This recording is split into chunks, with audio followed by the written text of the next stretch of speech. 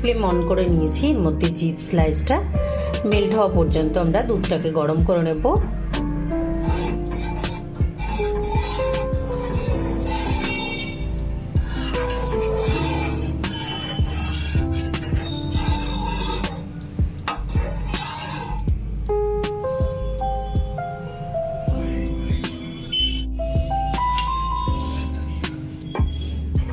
দেখুন cheese স্লাইসটা melt হয়ে গেছে। তো এখন এর মধ্যে নিয়ে নেব আমি আটাটা। দেখুন চিজ স্লাইসটা মেল্ট হয়ে গেছে। তো আমি আরও 1 মিনিট মতো এটাকে নাড়িয়ে নেব যাতে পুরোপুরি মেল্ট হয়ে যায়। তারপরে এর মধ্যে দেব আমরা ময়দাটা।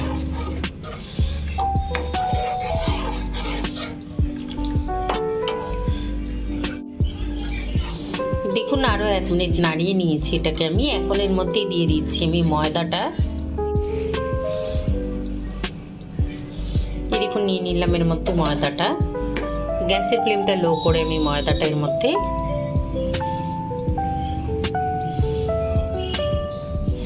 নাড়িয়ে নেব খুব ভালোভাবে।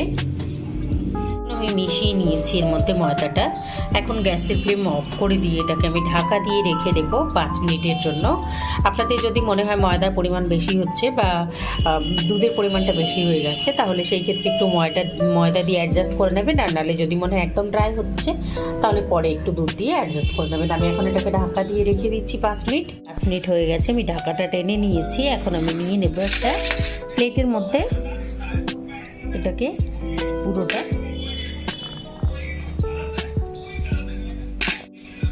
এই দেখুন আমি ঢেলে নিয়েছি পুরোটা।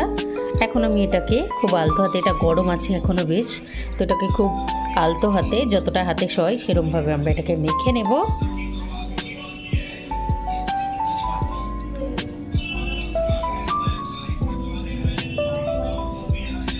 কিন্তু এটা যখন আমরা রেখে দেবো পুরোপুরি ঠান্ডা হয়ে যাবে আর খুব ভালোভাবে ঠেসে নিতে নিতে এটা কিন্তু একদম প্রপার চলে আসবে। আমার কিন্তু একটু এক্সট্রা দুধ বা এক্সট্রা ময়দা মেলাতে হয়নি, আমার পুরো পরিমাণটা ঠিক আছে। তো আমি এটাকে এখন ঠেসে নিই আরও 2-3 মিনিট। দেখুন এটা মাখা হয়ে গেছে, এটাকে ঠেসে নেব, একেবারে স্মুথ করে নেব 2-3 মিনিট মেখে নিয়ে।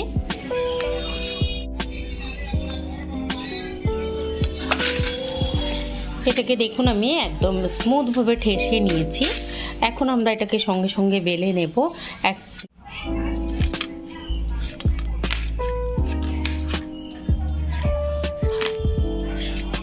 এই দেখুন এটাকে আমি আরও 2-3 মিনিট ঠেসে নিয়েছি, খুব সুন্দরভাবে এটা ঠাসা হয়ে গেছে।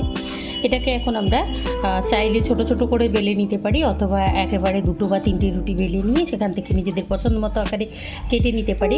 তবে আমরা যখন বেলে নেব তখন একটা পোর্শন বেলে নেওয়ার সময় কিন্তু বাকি পোর্শনটাকে একটা ভিজে ডাস্টারকে নিংড়ে নিয়ে খুব ভালোভাবে ধুয়ে নিয়ে ডাস্টারটাকে নিংড়ে নেব, নিয়ে এটাকে ঢেকে রাখতে হবে, নাহলে কিন্তু খুব তাড়াতাড়ি ড্রাই হয়ে যাবে। এখন যেহেতু শীতকাল, তো চলুন আমরা এটাকে বেলে নিই।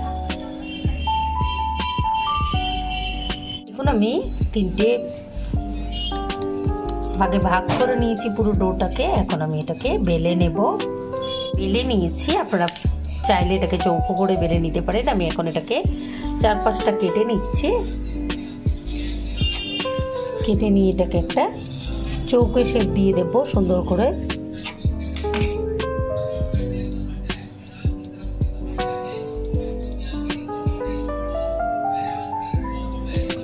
এটাকে এখন কেটে নিচ্ছি আমি।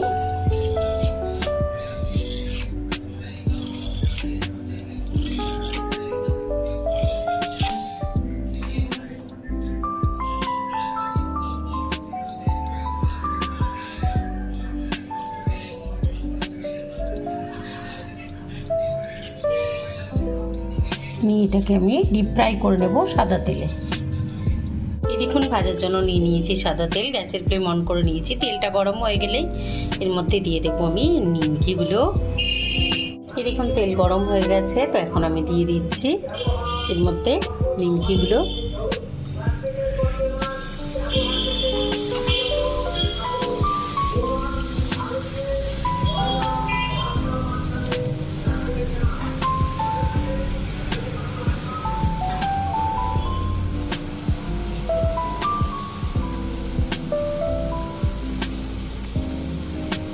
দেখুন দিয়ে দিয়েছি আমি এক ব্যাচ।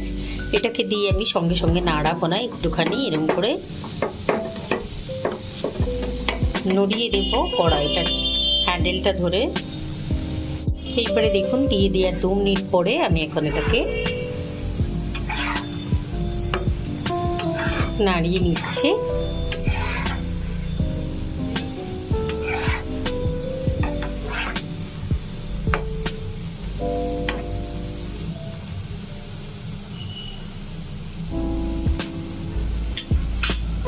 আবারও 2 মিনিট হয়ে গেছে, উল্টে দিয়েছিলাম আমি নেড়ে দেওয়ার পরে, তো আমি আরও একবার নাড়িয়ে নিচ্ছি।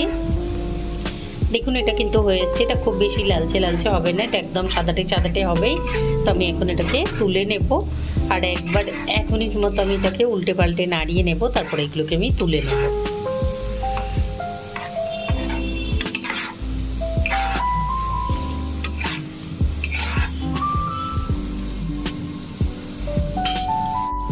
এই দেখুন 1 মিনিট মতো নাড়িয়ে নিয়েছি, এখন আমি তুলে নিচ্ছি এগুলোকে। আপনারা কিন্তু এটা এমনিও খেতে পারবেন, আবার চাইলে এটা পেরি পেরি মশলা একটুখানি গোলমরিচ গুঁড়ো মিশিয়ে খেতে পারেন, সেক্ষেত্রেও খুব ভালো লাগবে। তো আমি এখন বাকি ব্যাটারটা থেকে বেলে নিয়ে কেটে নিয়ে টোটালটা ভেজে নেব। নিয়েছি পুরোটা, আপনারা চাইলে এরকমভাবেও সার্ভ করতে পারেন, এটাও খেতে খুব ভালো হয়, খুব মুচমুচে খুব সুন্দর হয় খেতে। আপনারা না বানালে বুঝতে পারবেন না এটা খেতে কতটা ভালো হয়েছে। আর বাকি চাইলে এটাকে এরকমভাবেও সার্ভ করতে পারেন বিকেলবেলা। এর মধ্যে নিয়ে নিচ্ছি অর্ধেকটা, নিয়ে আপনাদের দেখিয়ে দিচ্ছি। এখন এর মধ্যে নিয়ে নেব আমি পেরি পেরি মশলাটা, আর নিয়ে নেব আমি একটুখানি গোলমরিচ গুঁড়ো, আর নিয়ে নিচ্ছি একটুখানি বিট নুন। এটাকে আমি এখন এরকম করে ঢাকনা নিয়ে এটাকে ঢাকতে দেবো। এরকম এটাকে আমি সাইডে সার্ভ করে দিলাম। দেখলেন তো 2 রকম ভাবেই কিন্তু এটা সার্ভ করে যায়, তো আপনারা অবশ্যই সার্ভ করা যায়। দেখুন এটাকে মশলা দিয়ে আমি এর সঙ্গে সার্ভ করে দিয়েছি। 2 রকম ভাবে এটাকে সার্ভ করা যায়, তো আপনারা আপনাদের পছন্দ মতো সার্ভ করবেন। অবশ্যই ট্রাই করবেন, কমেন্ট করে জানাবেন, লাইক করবেন, আমার চ্যানেলকে সাবস্ক্রাইব করবেন। Thank you.